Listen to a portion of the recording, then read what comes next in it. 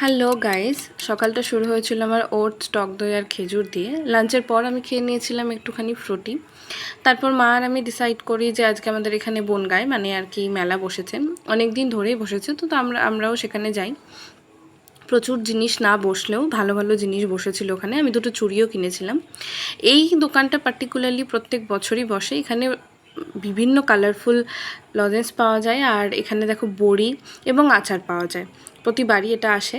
আর এই দোকানটা ভীষণ সুন্দর সুন্দর জুয়েলারি কালেকশন ছিল, সব হ্যান্ডমেড, এবং তার সাথে শুধু গলার হারই নয়, তার সাথে হাতের চুড়িও ছিল প্রচুর। ভীষণ সুন্দর লাগছিল। তোমরা এক ঝলক দেখে নাও মেলা। Like honey dripping from a golden bee.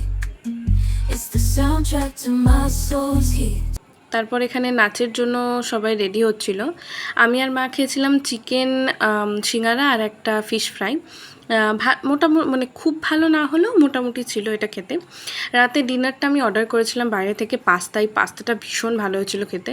এবং লাস্টে আমি খেয়েছিলাম একটা চকলেট আইসক্রিম। এইভাবেই আজকে আমার আনহেলদি ডে কেটেছে গাইস। Thank you. তোমাদেরকে তো বলা হয়নি, এই চুড়ি দুটো আমি মেলা থেকে ফেরার সময় নিয়েছিলাম।